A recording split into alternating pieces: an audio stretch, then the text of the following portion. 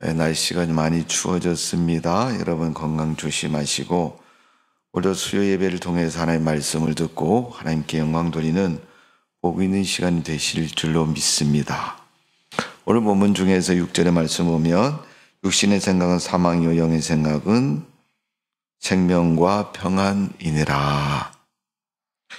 오늘 영의 생각과 육신의 생각, 육의 생각과 영의 생각에 대한 말씀을 묵상하면서 하나님의 은혜가 충만하시기를 바랍니다. 사람은 하나님이 몇째 날 창조하셨어요? 6번째 날. 첫 번째 날부터 5번째 날까지 하나님은 세상을 창조하셨습니다. 그리고 마지막 6번째 날 하나님이 우리 인간을 창조하셨어요. 여러분 생각할 때 1일부터 5일까지, 6일 동안 세상을 창조하셨는데 그 6일 동안 여러분 어느 날이 가장 귀하다고 생각이 돼요? 당연히 6번째 날이겠죠. 6번째 날 여러분을 만드셨고 사람을 만드셨기 때문에. 왜? 하나님께서 만든 세상의 마지막 창조 작품인 사람에 대한 존재를 성경은 기록하고 있습니다. 그래서 그 사람을 위해서 하나님은 당신의 목숨도 내어놓고 우리 인간을 구원하시고 생각하시고 살피셨다는 것을 우리가 알 수가 있습니다. 내가 누구에게 주목을 받고 누가 나를 기억하고 특별한 존재로 인정한다는 것은 인정받은 사람에게는 대단히 행복한 일입니다. 여러분 그렇지 않습니까? 하나님이 여러분을 기억하셨다는 거 얼마나 특별한 의미가 있습니까? 또 여러분을 만드셨다. 별로 실감이 안 나는데 또 여러분을 특별히 기억하셨다. 조금 실감이 날 것 같아요. 그런데 여러분을 위해서 여러분 눈앞에 벌어지는 광경처럼 어떤 그런 일들을 행하시는 걸 눈으로 보면 더 하나님에 대한 존재와 가치가 크게 느껴지지 않습니까? 사람이 동물과 다른 것은 영과 육이 있다는 것이 다릅니다. 보이는 육신은 동물도 있습니다. 저도 있고 여러분도 있고 육은 다 있습니다. 근데 동물과 사람이 다른 것은 영적인 분야에서 다른 것입니다.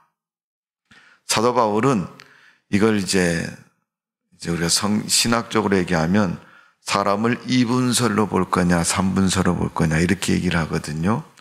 바울은 영과 육과 혼이라는 그러한 세 부류로 우리 인간을 이해하고 말씀을 전하고 있습니다. 보편적으로 우리가 둘로 나누었을 때 영적인 존재, 육적인 존재, 사람의 존재라는 것을 가르쳐서 말씀하고 있습니다. 우리 인간은 태어날 때부터 남자가 아니면 여자로 지음을 받아서 태어납니다. 남자든 여자든 동일한 것이 있습니다. 여러분 성별이 다른 것처럼 신체의 구조나 기능이나 모든 역할이 다릅니다. 그 보이는 육신의 모양만 다를 뿐 아니라 그 속에져 있는 영적인 분야도 굉장히 다릅니다.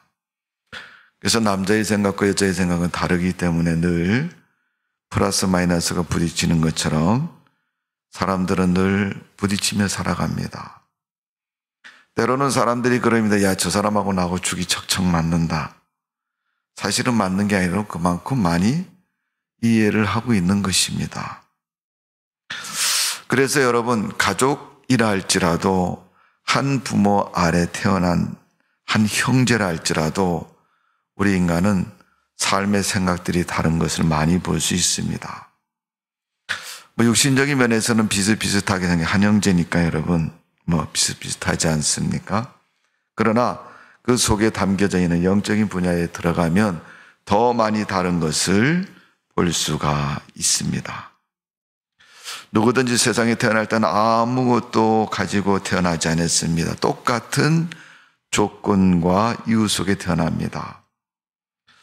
사람들은 보이는 면에서 그럴 겁니다. 누구는 부잣집에 태어나고 누구는 가난한 집에 태어나서 부잣집에 태어난 애들은 평생을 호의호식하며 먹고 살고 죽었다. 그러나 가난한 집에 태어난 사람은 그렇지 못하다고 말할지 모릅니다. 그러나 우리가 조건적인 면에서 보면 인간은 그렇지 않습니다. 다 동일하게 적신으로 태어나서 세상을 살아갑니다. 그리고 세상을 떠나고 죽을 때는 각각 다른 모양으로 인생을 마치는 거예요. 어떤 사람은 1년 동안, 일생 동안 선생님 하다가 선생님으로 죽는 사람, 어떤 사람은 판검사, 의사까지 해서 또 그런 직업을 가지고 그런 인생을 살다가 죽는 사람. 그렇다면 어떤 사람은 도둑질 하다가 흉악범으로 몰려서 흉악한 죄인으로 처형을 당하는 그런 사람도 있습니다. 사람이 마지막에 그렇게 죽음에 대해서 우리 인간의 모습을 달리 말하는 것은 분명코 우리가 세상을 사는 동안 어떻게 살았느냐 하는 것에 따라서 마지막 때 그 인생의 모습이 평가되어지고 불려진다는 것을 볼 수가 있습니다. 바울은 로마서 12장 3절에 마땅히 생각할 그 이상의 생각을 품지 말고 오직 하나님께서 각 사람에게 나눠주신 믿음의 분량대로 지혜롭게 생각하라. 그것이 사람이 세상을 사는 삶의 정확한 길이라고 말하고 있습니다. 하나님이 주신 것 이상 우리가 노력과 수고를 통해서 뭔가를 할 수 있다고 생각하지만 그렇지 못하는 거예요. 어쩌면 하나님이 주신 것을 가지고 내가 잘 활용할 수 있을까? 열심을 다해서 잘 활용하면 좋은 인생이라고 평가받을 수 있는 그런 삶의 결말을 맺을 수 있다는 것입니다. 그러기에 우리는 세상을 살아가면서 나의 육신의 생각과 영의 생각, 나의 육적인 모습과 영적인 모습을 잘 골고루 생각하고 우리가 육신의 삶이나 영적인 삶이나 주 안에서 복되고 아름다운 삶이 이루어지고 행해지는 그런 삶이 되어져야 될 줄로 믿습니다. 오늘 사도 바울은 로마서에서 성도들에게 편지를 쓰면서 그 얘기를 합니다. 야, 너희 속에 육의 생각이 있고 너희 속에 영의 생각이 있다. 그러나 육의 모습은 보이지만 영의 모습은 보이지 않는다. 그때서 영이 육보다 약하고 연약한 존재냐? 사실 여러분 우리가 육신적으로 몸으로 움직여 행하는 것은 다 우리 인간의 생각 속에서 나오는 거예요. 그래서 여러분 죽은 사람은 물론 시간이 지나고 때가 지나면 우리 몸이 부패해서 썩게 되어 있죠. 그러나 썩기 전까지는 그 몸에서 뭐가 나갔어요? 네, 이제 사도 바울이 산문서를 말했는데 산문서를 의미로 말하면 혼이 나갔다 이렇게 얘기하잖아요. 그죠? 어떤 분들은 사람의 죽음을 돌아가셨다 이렇게 표현하는 걸 그렇게 해석합니다. 원래 자리로 돌아갔다. 아니면 가야 할 곳으로 갔다. 그게 어디냐는 우리가 찬송 부르잖아요. 그 어디나 하늘나라 본향으로 갔다 이렇게 얘기하잖아요. 하나님 앞으로 갔다는 거죠. 그래서 우리가 육을 움직이는 것은 영적인 부분에서 나오는 것이고 영적인 부분은 보이지 않고 약해 보이지만 육을 움직일 수 있는 위대한 능력과 힘과 그 모든 것들이 거기서부터 출발되어진다는 것을 말해주고 있습니다. 그래서 영을 가진 사람은 영적인 존재로 살아가려면 그 영이 대단히 중요한 역할을 해야 됩니다. 생각이 삐뚤어지면 여러분 삐뚤어진 행동밖에 안 나옵니다. 생각이 악한 사람은요 악행밖에 안 나와요. 생각이 바른 사람은요 늘 항상 무엇을 해도 바르고 온전하게 살아갈 수 있는 것입니다. 오늘 영의 생각, 영의 일과 육의 일에 대해서 구별해서 말하는 것은 그게 구별하는 것이 어떤 특별한 이유가 있어서가 아니라 바르게 신앙을 가지고 살아가는 믿음에 대해서 교훈하기 위해서 사도 바울이 두 종류의 모습으로 나누어서 말하고 교훈하고 이해하도록 하는 걸 볼 수 있습니다. 자, 그래서 오늘 본문을 중심으로 해서 첫 번째로 영의 생각은 영에 관한 일을, 육의 생각은 육에 관한 일을 생각하게 된다. 내가 뭐가 갖고 싶다 그러면 어때? 손을 얼른 덥석 집어가지고 내가 내 앞으로 끌어다 놓으면 내 것이라고 여기는 거죠. 생각으로는 저거 갖고 싶다. 그런데 육이 움직여지지 않으면 사람들은 그게 그 사람 거라고 얘기를 안 해요. 저 멀리 있으면 어디 누가 흘렸든지 내버렸든지 그냥 그렇게 그 자리에 있는 것으로 여길 때가 많습니다. 바울이 로마서 5장 8절에 그렇게 말합니다. 오늘 본문 5절이죠. 육신을 거스르는 자는 육의 일을, 영을 따르는 자는 영의 일을 생각하나니. 보이는 몸을 따르는 사람은 육의 일을 하는 것이고 영의 일을 따르는 사람은 영의 일을 생각하는 사람이라는 거예요. 바울이 영과 육을 나누어서 생각하는 것은 뭐예요? 분명코 다르기 때문에 그렇습니다. 하나는 영에 관한 것이고 하나는 육에 관한 것으로 분리해서 말하는 것은 육의 일에 대해서는 시간도 노력도 아낄 줄 모르고 골몰하고 있지만 가장 귀한 영에 관한 일에서는 관심조차 두지 않는 사람들이 참 많습니다. 그래서 예수님이 누가복음 18장에 보면 부자를 보고 이 어리석은 사람아 그렇게 얘기를 해요. 너는 많이 먹고 잔치 베풀고 마음속에 배가 부르니까 평안하다. 이것만 생각하지 내 영혼에 대해서는 조금도 생각지 않고 말하지도 않고 있다. 그러면서 뭐라고 얘기합니까? 육만 생각하는 그를 보고 어리석은 사람이다. 이렇게 표현하고 있습니다. 베드로전서 1장 24절에 보니까 예수님의 제자인 베드로는 인생을 비유할 때 그렇게 말합니다. 모든 육체는 풀과 같이 그 모든 영광이 풀과 꽃과 같아. 여러분, 꽃과 풀은 언제 나요? 봄이 되면 날씨가 따뜻해지면 땅속에서부터 이렇게 올라옵니다. 근데 그 풀에 때가 되면 뭐가 생깁니까? 자라고 꽃이 핍니다. 그리고 가을에 열매를 맺습니다.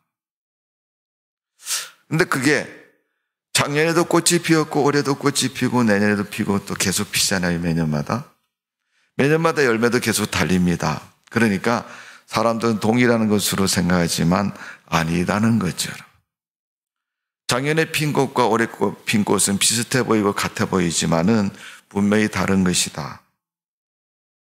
그렇게 표현하고 있습니다. 그래서 베드로는 우리 인간이 얼마나 허망하고 짧은 것인가를 가르쳐주고 있는 겁니다. 그래서 바울이 이 말씀을 인용해서 우리에게 강조하는 건 뭐예요? 너희는 육과 영을 가지고 있는데 육보다는 영에 대한 것이 더 크고 중요하고 소중하다는 것을 가르쳐서 말하는 거예요. 그래서 복음서의 요한복음에 보면 예수님께서 제자들과 믿는 자들에게 그런 말씀을 합니다. 요한복음 6장 63절에 보면 살리는 것은 영이니 육은 무익하니라. 내가 너희에게 이른 말이 영이요 생명이라. 생명은 살리는 말씀이기 때문에 생명이라 그러죠. 요한복음 1장에 보면 말씀이 육신이 되어 우리 가운데 거하시니 그 독생자의 영광이라면 예수님을 지칭하는 거죠. 여러분, 말씀으로 세상을 하나님이 창조하지 않으셨습니까? 창세기 1장에 빛이 있으라고 말씀하니까 빛이 있었다. 요한복음 1장에서는 그 창조에 대해서 그리스도의 창조에 대해서 말하고 있는 거예요. 예수님이 이 땅에 오신 것에 대해서 창세기 1장에 말하는 창조의 원리를 가지고 가르쳐주고 있는 것이 요한복음 1장입니다.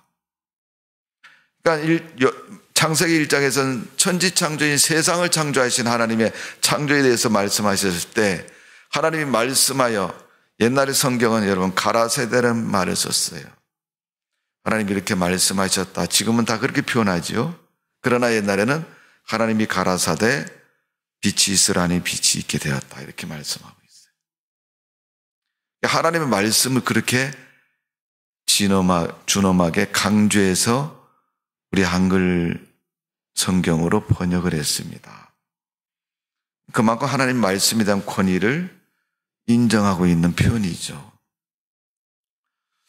사극 같은 데 보면 임금님께서 가라사대, 그 가라사대란 말은 말씀하셨다는 것이고, 그 말씀 그냥 평범한 말이 아니고 어떤 말이에요? 평범한 말보다 조금 더 높은 수준에 있는 그런 말씀이라는 거예요. 명령이라는 겁니다. 권위 있는 그분의 표현이라는 겁니다. 그래서 로마서 6장 63절에 있는 예수님의 말씀 보면 예수님 뭐라 해서 살리는 것은 영이다.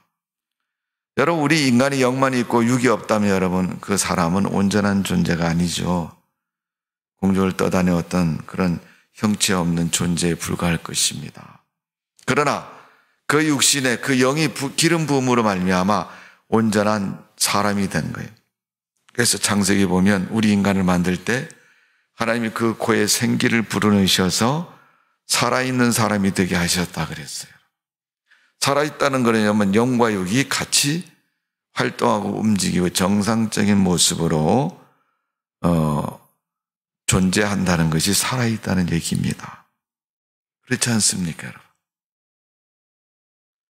사람이 어느 날 갑자기 쓰러져서 숨을 안 쉬고 죽었다. 그러면 어떻게 해요? 육적인 죽음을 말하는 거예요. 그럼 육적인 죽음, 그러나 영적인 죽음은 아닙니다. 그 영혼은 여러분 하나님 앞에 서야 할 것이고 하나님께 가야 할 것입니다. 다만 그 소중한 영이 소중하기 때문에 하나님은 우리를 어떻게 해요? 몸이라는 그러한 도구를 사용하셔서 세상을 살아갈 수 있도록 하나님이 축복해 주신 겁니다. 오늘 여러분 영혼이 건강하고 영혼이 형통하며 영혼에 관한 소중성을 다시 한번 기억하시고 그런 믿음으로 살아가는 성도가 되시기를 주님의 이름으로 축원합니다.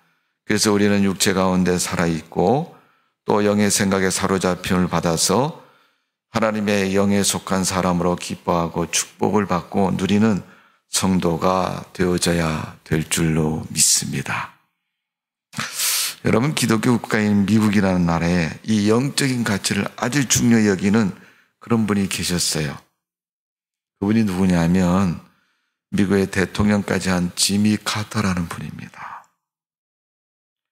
이분은 조그마한 시골, 자기 고향 시골교회 출신이고 거기 다니는 분이에요.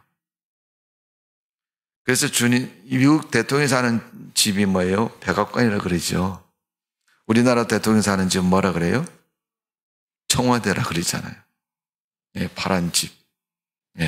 미국은 화이트하우스라 그러는데 백악관이라 그러죠. 흰 집이라 그러죠. 근데 이 카터 대통령이 자기 대통령 직무를 수행할 때 사는 집이 백악관이지 않았습니까? 그러니까 백악관에서 살다가 주일날 되면 아침 일찌감치 나와서 자기 교회로 갑니다. 자기 고향에 있는 자기가 다니던 교회를 가요. 그래서 대통령이 된 후에도 그는 자기 고향 교회 가서 주일학교 교사를 합니다. 얘들아, 하나님 말씀 좀 들어보자. 그래서 애들에게 성경 말씀을 열심히 가르쳐요. 그리고 하나님 말씀을 가르치고 애들에게 구원의 믿음을 심어주는 것을 볼 수 있습니다. 여러분, 대통령이 얼마나 바쁘겠습니까? 그래도 주일날 예배 드리는 거는 철저하게 백악관 집무실에서 드린 게 아니고 자기 고향에 자기 다니던 교회 가서 드리는 거예요. 그 분이 자기 영적인 가치를 얼마나 소중히 여겼기에 여러분, 대통령이 돼도 여러분 자기가 드리던 그 예배 자리에 앉아서 하나님 앞에 예배를 드린 거죠. 제가 여러분에게 늘 강조하잖아요. 여러분이 앉아있는 자리가 복 있는 자리라고. 세상에 받을 수 있는 복을 다 받는 자리가 바로 여러분이 앉아있는 자리입니다. 교회에서 여러분 자기 자리 못 찾고 왔다 갔다 다니는 사람 어떤 사람인지 아세요? 늦게 온 사람. 예배 드리려고 왔더니 내 자리 누가 앉아있네. 그럼 어떻게 해요? 딴 데 가서 앉아있지 어떻게 해요? 그 사람 또 나와. 그래갖고 가서 앉아요 여러분. 예, 먼저 온 사람이 앉으면 그게 여러분 내 자리를 고수하기 위해서는 어떻게 해야 돼요? 딴 사람보다 먼저 와서 내가 앉아야 할 자리, 내가 원하는 자리에 어떻게 해요? 앉아서 예배를 드려요. 지금은 우리가 여러분 들어 누워서 예배를 드려도 자리가 남지만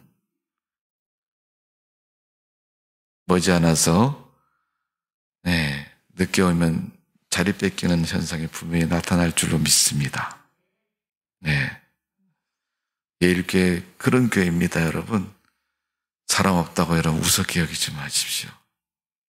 하나님이 이 성전을 가득 채우시고 축복해 주실 줄로 믿습니다. 우리 하나님께서는 그렇게 하시는 분입니다. 그러니까 여러분 이 지미 카터라는 대통령이 주일날 되면 자기가 다니는 교회 가서 예배드리고 애들 가르치고 하나님의 말씀 배워주고 그리고 자기 집무실로 돌아옵니다. 여러분 적어도 대통령쯤 되면요 홈 잡을만 하잖아요. 우리 지방의 교회가 80개 교회인데 어떤 분들 보면요 지방회장님한테도 되게 폼 잡고 다니는 분이 있더라고요. 지방회장이 됐는데 체면이 있다고요. 자기 차도 아닌데 남의 차 빌려가지고 다니는 분들도 있어요.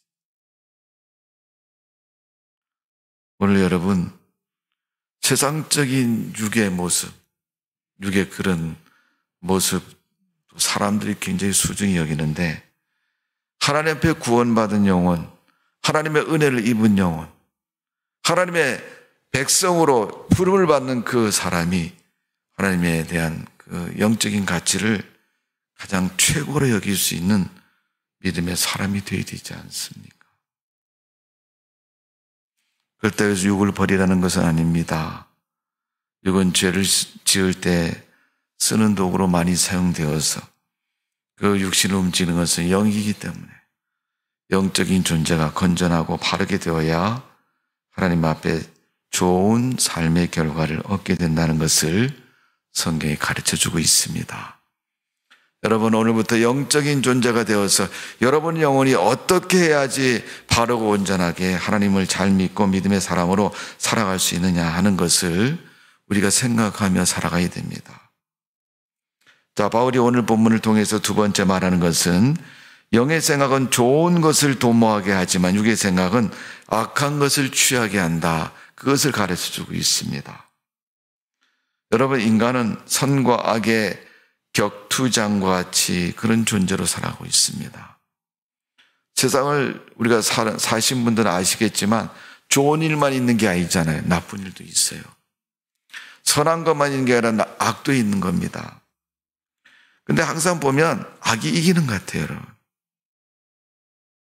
근데 마지막에 보면 반드시 선이 이깁니다. 의로운 것이 이기는 것이고 하나님이 이기게 하십니다. 성경 말씀 여러분 읽어보세요. 하나님의 심판을 비롯해서 나오는 말은 어떤 거예요? 마지막 때라고 쓰잖아요. 마지막. 끄트마리.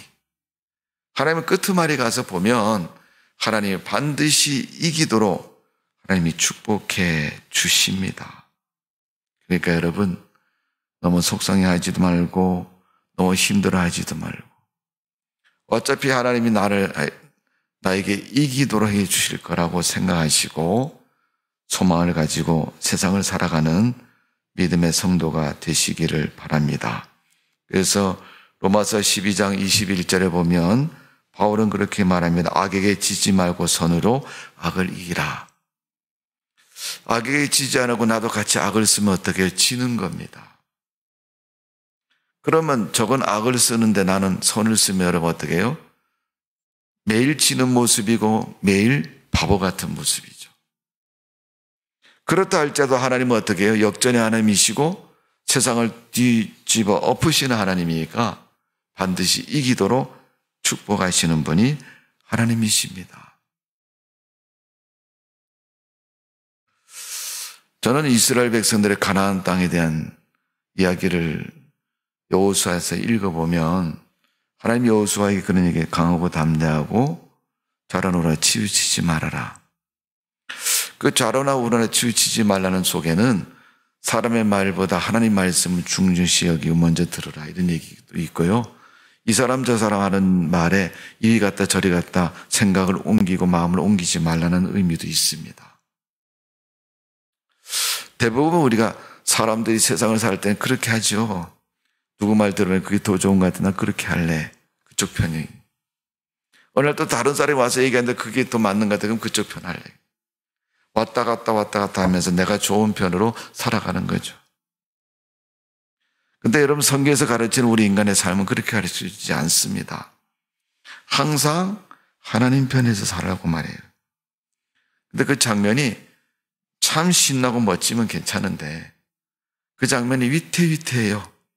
불안합니다. 그 장면이 어떻게 해요? 손해날 것 같은 생각이 100% 드는 거예요. 그러면 어떻게 해요? 그 아니야. 그 나 안 해. 네.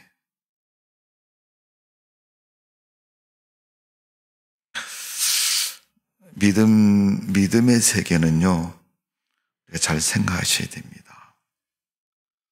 예수님의 비유 중에서 그 보석에 대한 이야기가 나옵니다. 진주. 보석이 있는데 그 보석을 어떻게 해요? 실에다 쫙 끼워서 어떻게 해요? 목걸이 만들고 팔찌 만들고 보석의 가치가 아름답게 빛나잖아요. 근데 하나님께서 우리 영혼에 대한 가치를 말할 때 그 보석을 말하면서 우리 인간 한 사람 한 사람 뭐요? 아름다운 진주같이 보석같이 그런 존재라는 거예요. 그것 자체만 봐도 어떻게 해요? 아주 귀한 존재죠. 근데 그 존재를 어떻게 해요? 실에서 깨어서 작품을 만들면 이거는 그거보다 몇 배를 더 비싸게 받는 그런 가치가 되는 거죠. 물론 숫자적으로 따지면 하나 있을 때하고 두 개 있을 때하고는 가격이 2배 차이 날 수도 있는 겁니다. 그런데 여러분 하나 있을 때하고 10개 실에 끼었을 때하고 10배만 차이 나냐 그게 아니고 수백 배 수천 배 차이가 난다는 거예요. 그러게 그 보석을 실에 끼는 사람이 어느 날 잘못하다가 그 중에 하나 보석을 잊어버렸어요. 10개를 끼어야 되는데 9개를 끼고 나서 하나를 잊어버렸어요. 그 비유해 보니까 그 잃어버린 하나를 찾으려고 온 집을 다 뒤진다 그랬어요. 뒤주 밑에도 보고 책상 밑에도 보고 상 밑에도 보고 문간 밑에도 보고 농 밑에도 보고 다 뒤진다. 온 방을 다. 예. 먼지 하나 없이 다 뒤진다는 거예요. 그거 보석 찾으려고.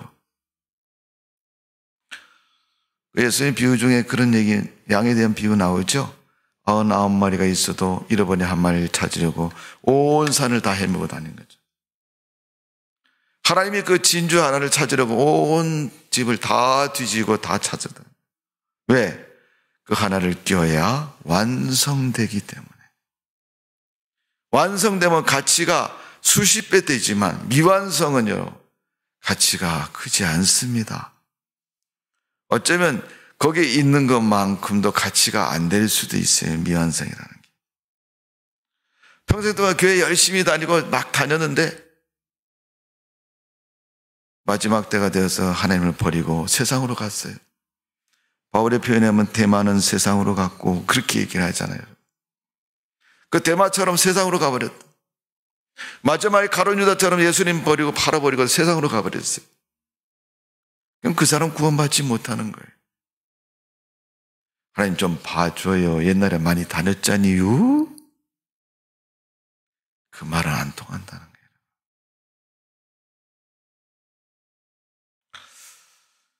그래서 하나님은 오늘 로마서에 있는 말씀 보고 선한 선한데 지혜롭고 악한데 미련하기를 바란다.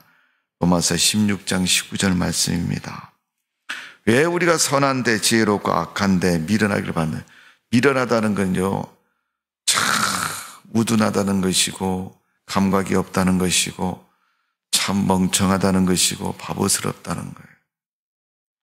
어디에 대해서? 악에 대해서 여러분. 선과 악을 놓고 볼 때 선한 데에서는 아주 지혜롭게 돼. 지혜로운 건 뭐야?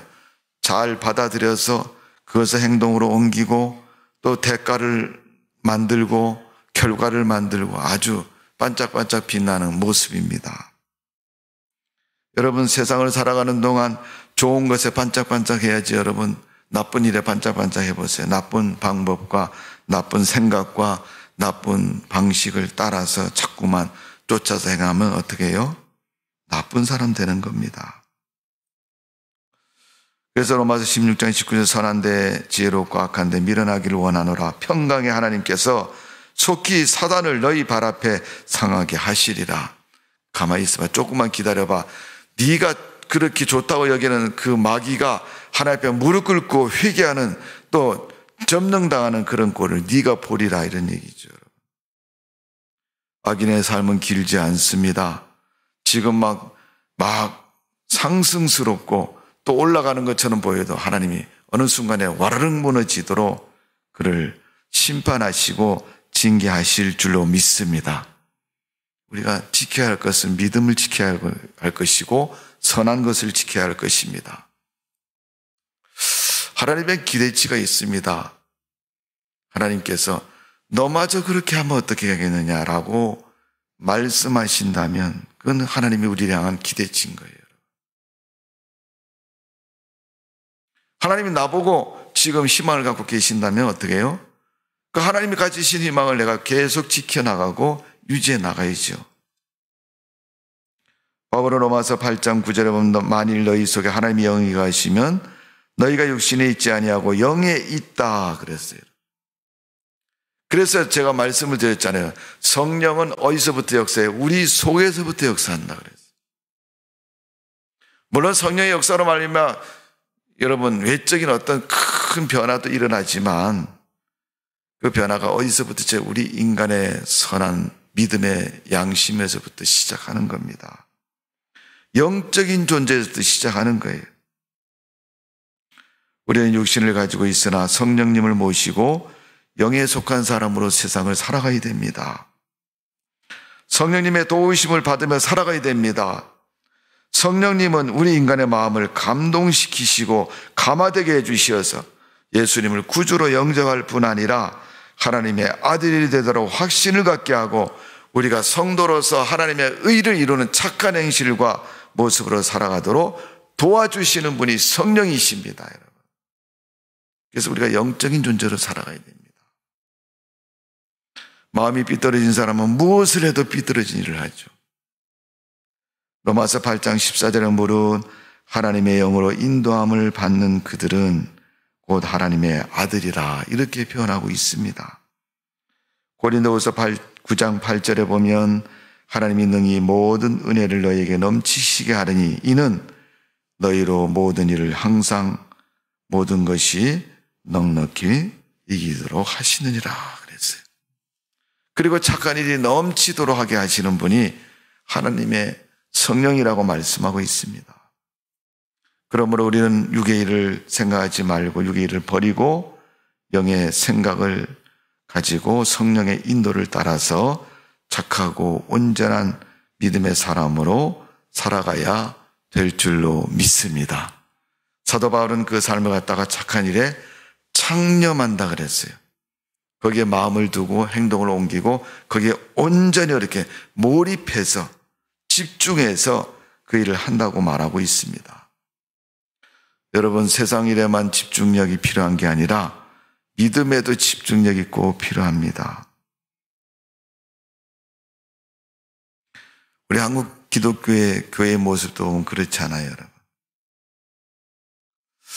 보통 우리가 교회의 절기를 보면요, 1월 달에는 신년새해다 그래가지고 사람들이 교회 다니다 안 다니다 다 어떻게 해요? 마음이 새롭게 돼야 된다고. 올해는 좀 뭔가를 좀 해야 된다고 어떻게 해요? 결심도 하고 다짐도 하고 뭔가를 계획도 세우잖아요. 그러다 보니 1월달, 2월달 이렇게 여러분 새로운 해가 됐으니까 뭔가를 좀 새롭게 해야 되지 않을까라는 그런 의식 속에서 한 해 1월달, 2월달을 지냅니다. 그리고 나서 이제 3월, 4월쯤 되면요. 교회가 뭐예요? 교회에서 부활절을 보냅니다. 부활절 절기를 보내요. 부활절 절기와 관련해서 뭐가 있어요? 고난주간도 있고 사순절 기간도 있고요. 예수님의 십자가를 깊이 생각하라고 하는 주님의 십자가의 의미가 있습니다. 그래서 4월달 부활절 지나고 나면 그 다음에 대부분 기독교에서 가장 소중히 여기는 가정의 달, 가정에 대한 이야기가 나오죠. 그리고 조금 지나고 나면 이제 여름 수련회, 여름 행사, 여름 성경학교 이런 큰 여름 행사를 통해서 신앙의 쇄신을 또 새로운 마음을 갖게 됩니다. 그러고 나면 이제 추수감사절도 있고요, 성탄절도 있고, 이런 절기를 통해서 또 맥주감사절도 있고, 이런 신앙의 절기를 통해서 우리는 어떻게 해요? 대나무의 마디마디처럼 우리가 좀 흐트러지고 또 감각적으로 무뎌졌던 우리 신앙을 다시금 깨우는 시간들을 갖게 됩니다. 오늘 여러분, 영의 생각은 생명과 평안이라고 말했습니다. 그러나 육의 생각은 사망과 불안이라고 말했습니다. 오늘 본문의 6절에 말한 것처럼 육신의 생각은 사망이요 영의 생각은 생명과 평안이라고 말했던 것처럼 육신의 생각은 육 안에 있는 죄성의 지배를 받는 삶을 가르쳐서 말하고 있는 겁니다. 그럼 영의 생각은 무엇의 지배를 받아요? 성령의 지배를 받는 거죠. 사람의 몸뚱아리 육의 생은 죄성이에요, 여러분. 선악과를 먹지 말아야 하면서 선악과를 먹었고, 그 결과 자기의 부끄러움과 수치가 드러나니까 무화과 나무 잎으로 치마를 만들어서 옷을 만들어 입은 그 아담과 하와,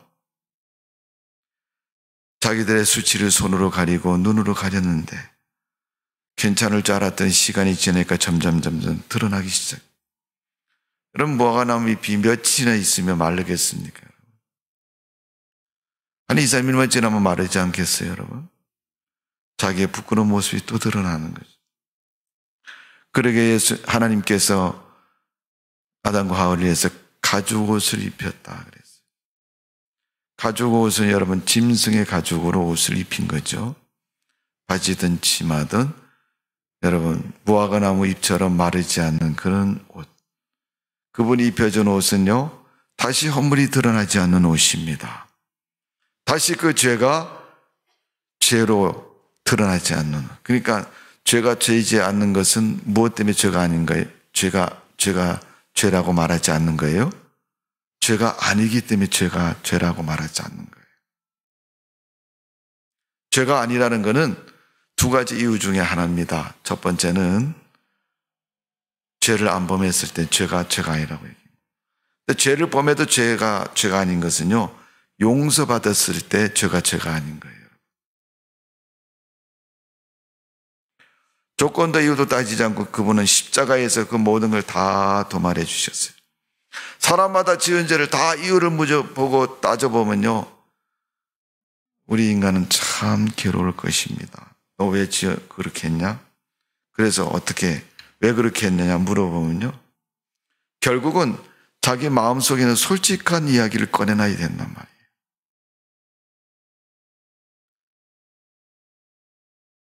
그 솔직함을 여러분 통하는 것이 쉬운 건 결코 아닙니다. 그래도 우리는 회개하는 길을 선택해야 됩니다.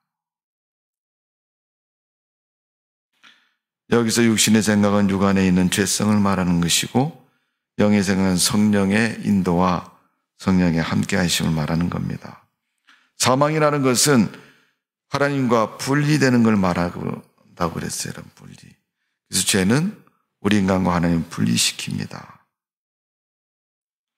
결국 많은 사람들 한 주먹으로 돌아가고 말지만 육에 얽매여서 생명에 관한 것을 잊어버리고 감으로 메마르되 시드는 영혼들이 마치 에스겔 골짜기의 마른 뼈들처럼 처참한 모습으로 우린 세상을 살아갈 때가 참 많이 있습니다. 성도 여러분, 영의 생각은 생명이고 평안이라고 말했습니다. 육의 생각은 사망이요 불안이라고 말했습니다. 어느 것을 따르겠습니까?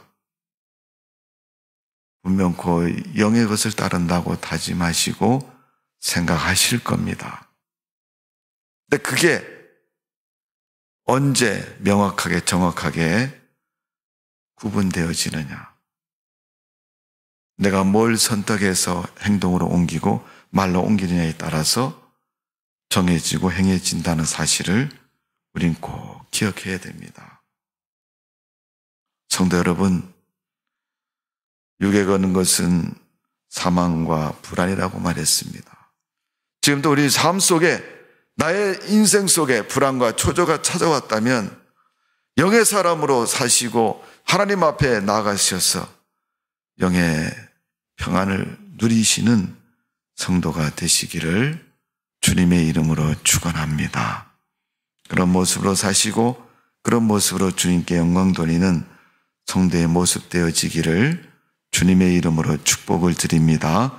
기도하겠습니다. 아버지 하나님, 우리를 사랑하신 주님 앞에 감사를 드립니다.